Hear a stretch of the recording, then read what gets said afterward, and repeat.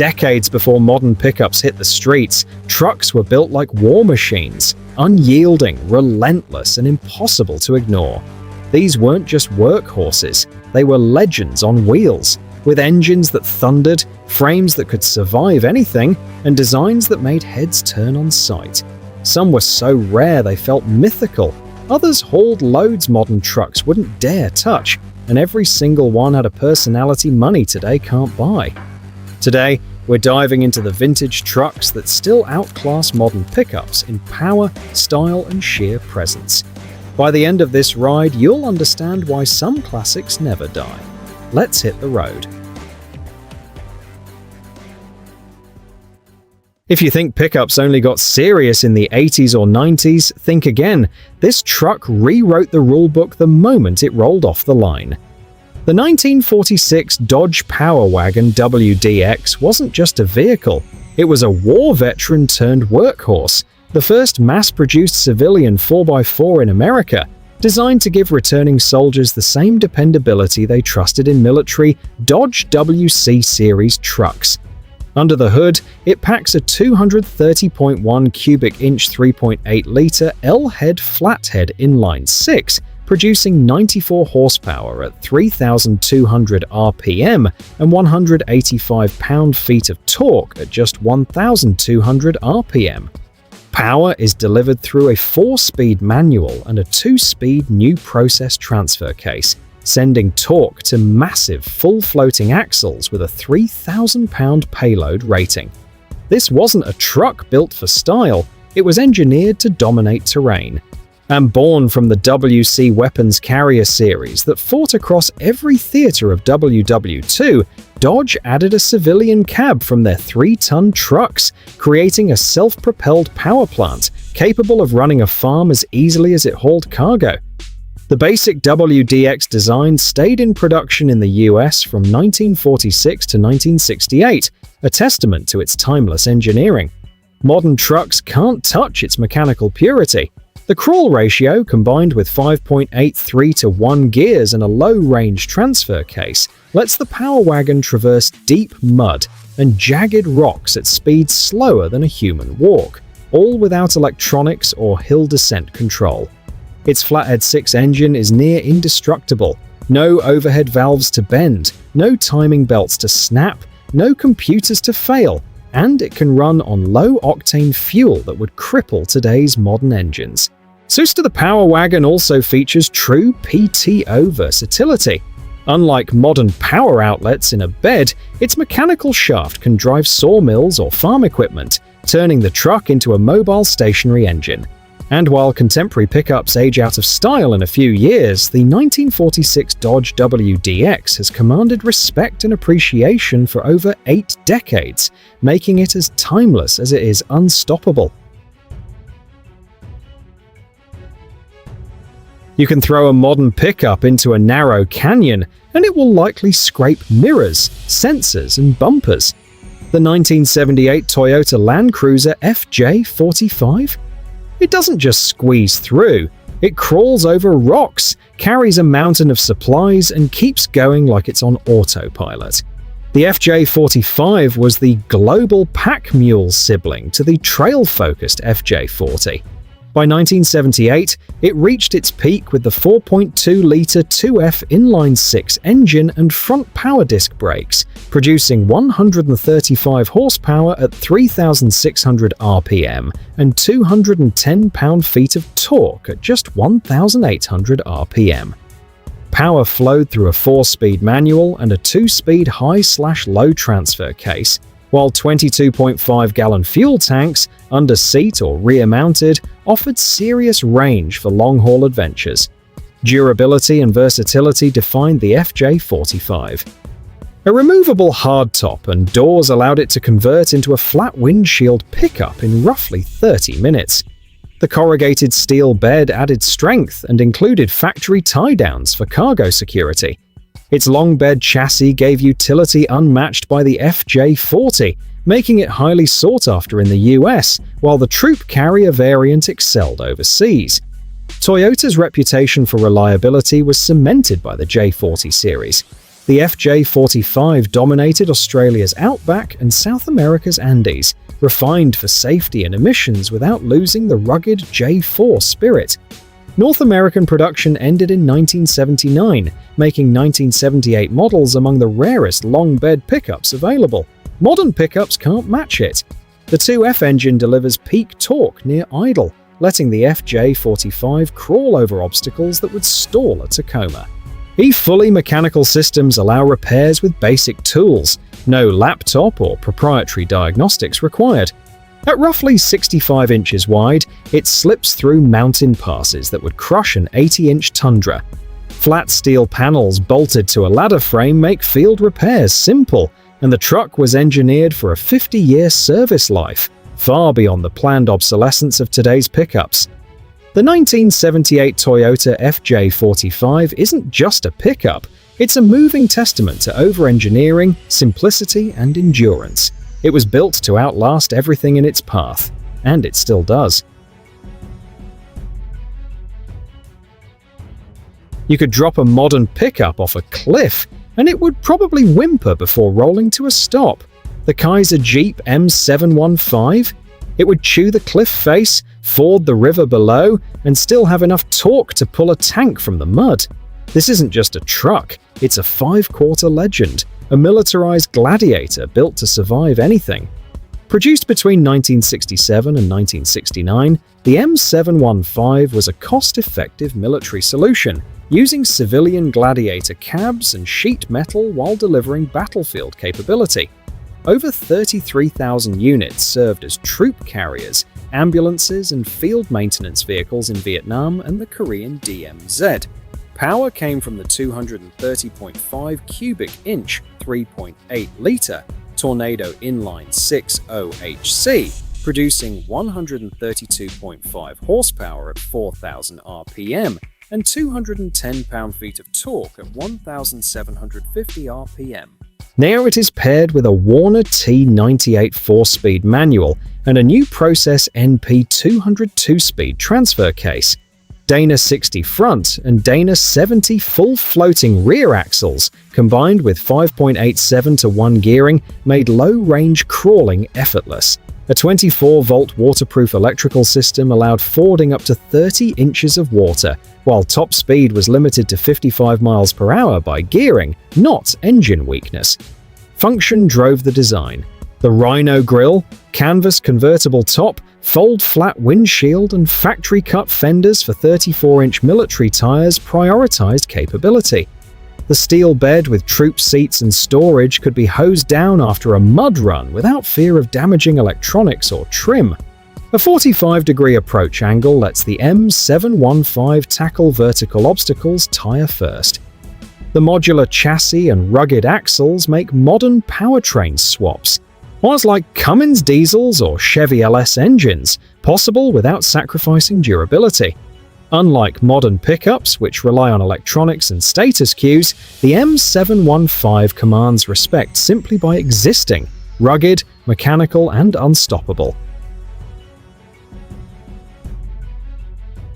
Ever wanted a truck that feels like it could crawl up a cliff, ford a river, and outlast everything in its path, all without ever needing a computer? Meet the 1984 Land Rover 110. This isn't just an SUV, it's a blueprint for survival on wheels, where simplicity meets engineering genius. The 1984 model marked a seismic shift for Land Rover.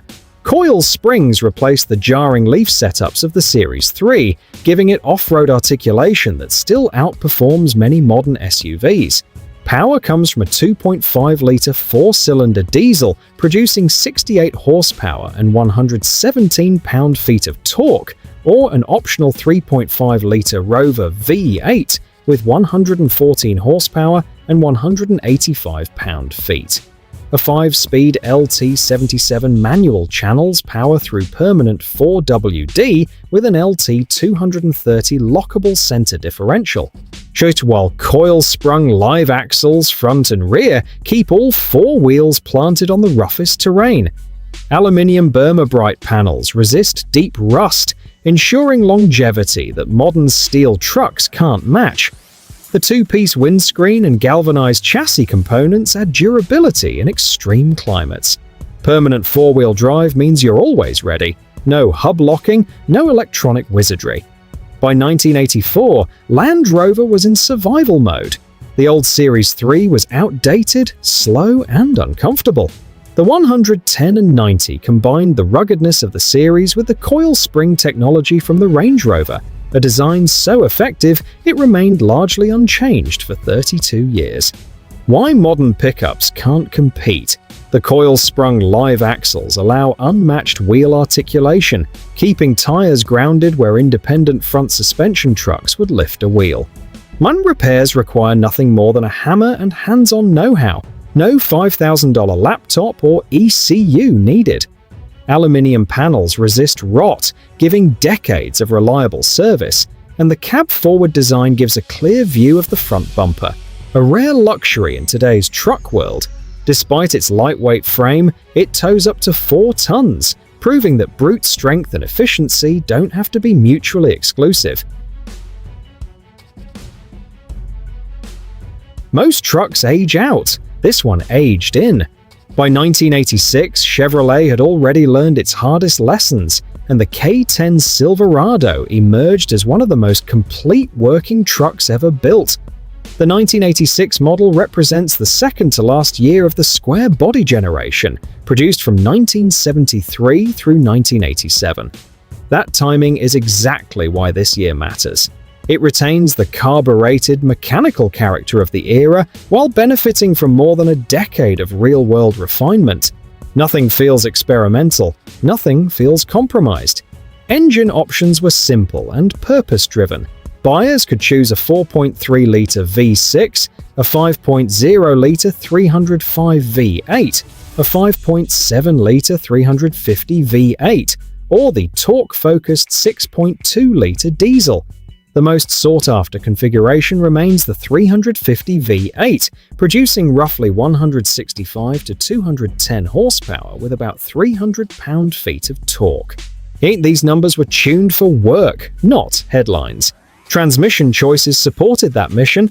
A 4-speed manual with a true granny-low first gear delivered maximum control, while the 700R 4-speed automatic added overdrive for practical highway use.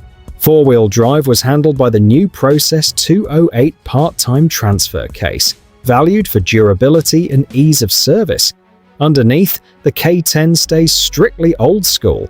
A solid front axle and leaf springs front and rear provide strength and predictability under load. The ride is firm but consistent, especially when towing, hauling, or working off-road. Visually, this is peak square body design. Flat panels, sharp edges, and the egg crate grille give the truck its unmistakable presence. Silverado was not yet a standalone model, but the highest trim level for the C and K series. In 1986, that meant brushed aluminum dash accents, velour bench seating, and available power windows and locks. Comfort existed, but it never diluted function. One of the most practical features was the optional side-saddle dual fuel tank system. 2 independent tanks, controlled by a dash selector, extended range without added complexity. Silverado models also used vertically stacked rectangular headlights, a front-end design many loyalists still consider Chevrolet's best. The square body platform lasted 15 years, one of the longest runs in American truck history. By 1986, every known weakness had been addressed during an era when competition forced manufacturers to overbuild rather than overpromise. The 1986 Chevrolet K10. Silverado proves that refinement does not require complexity. It is what happens when time, hard use, in competition shape a truck into exactly what it needs to be, and nothing it does not.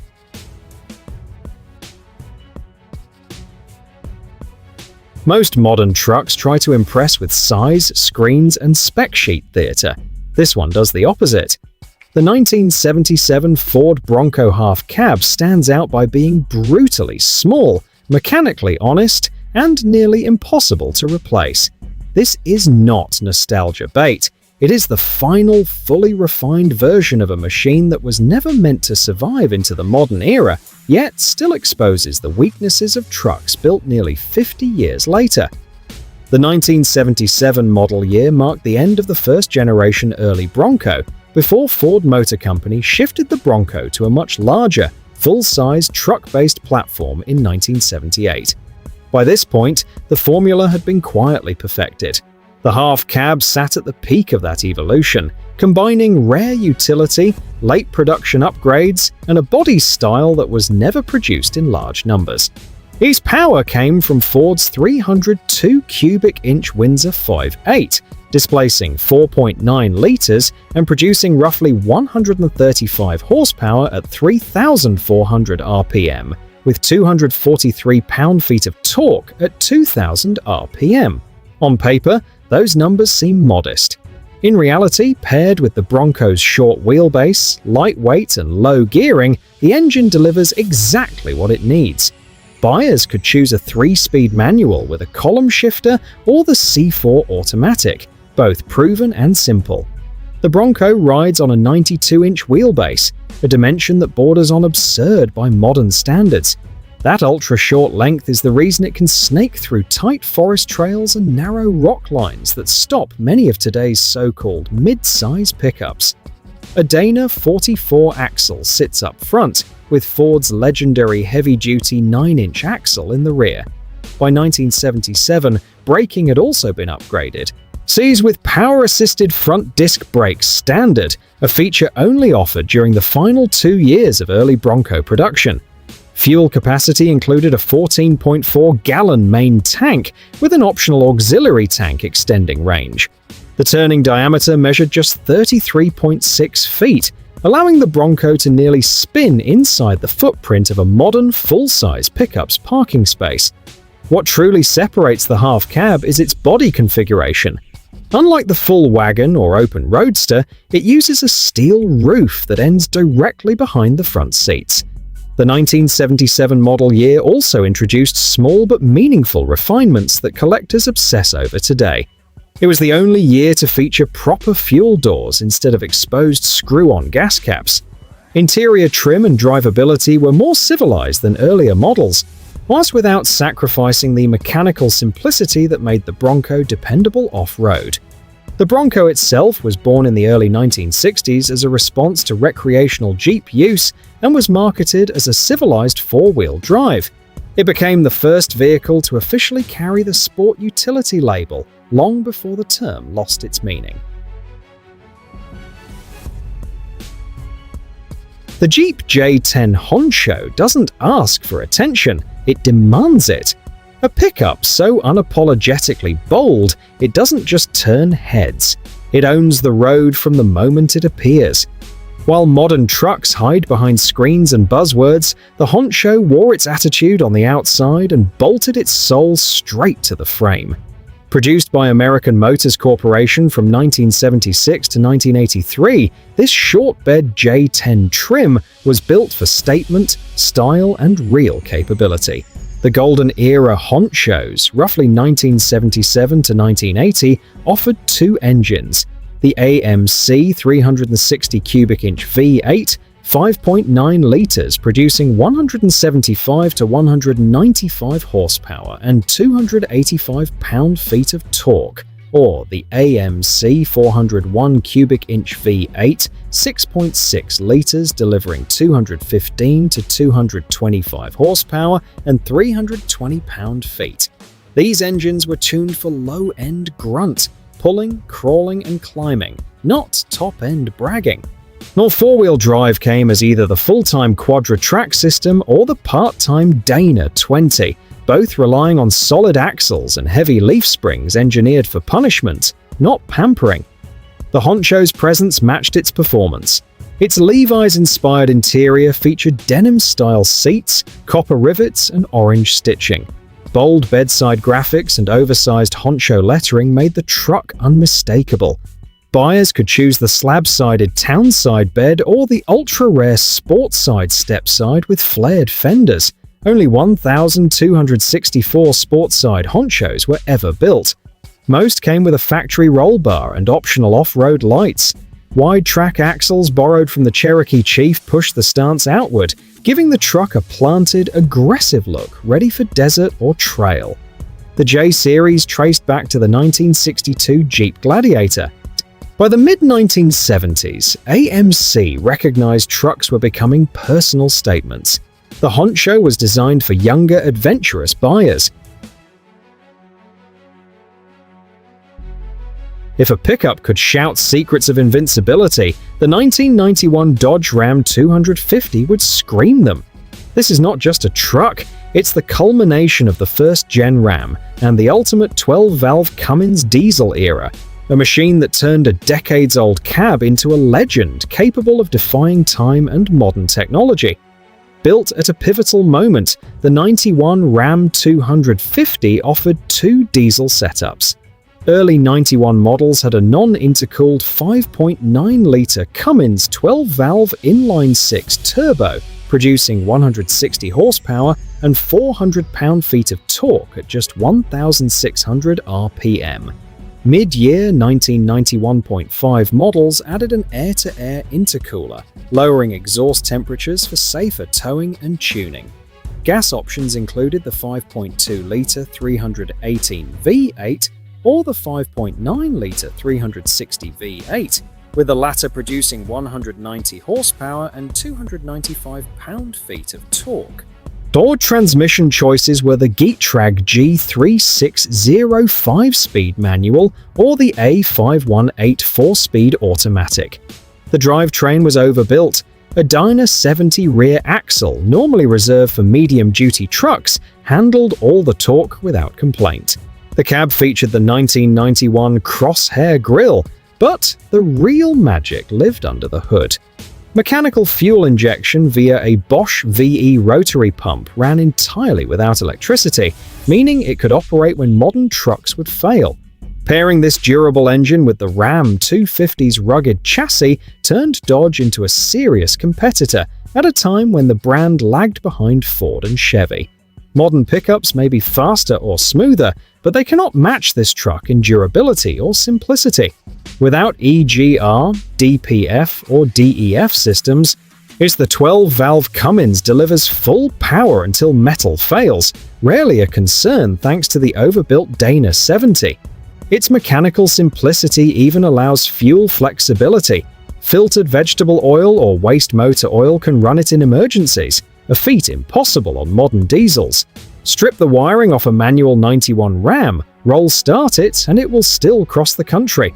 The 1991 Dodge Ram 250 proves that raw engineering, smart overbuilding, and simplicity can make a truck virtually immortal.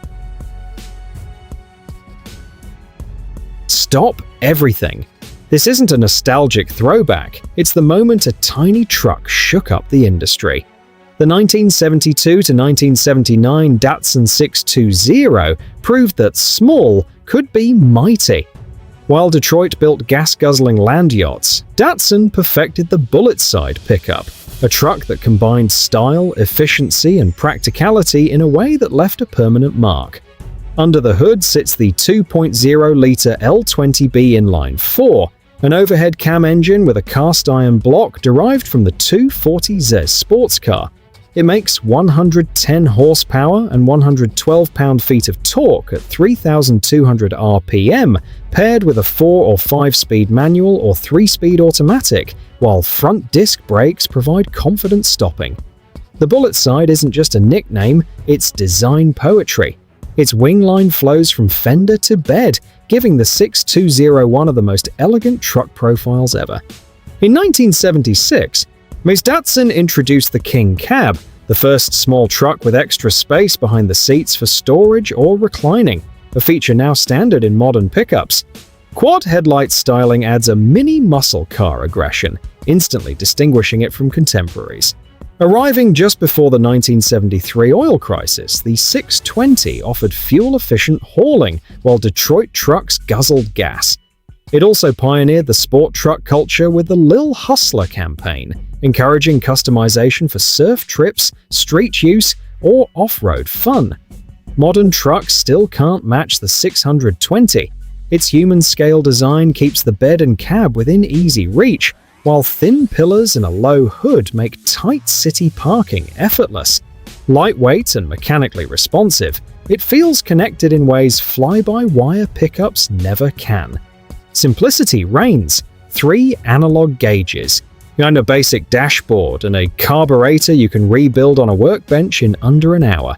At roughly 169 inches long, the 620 delivers full utility in the footprint of a compact car, a feat modern mid-sized trucks have lost. Thanks for watching, but don't hit that pause just yet. These trucks are proof that some legends never fade. Every bolt, every gear, every inch of these vintage pickups tells a story modern trucks can't touch.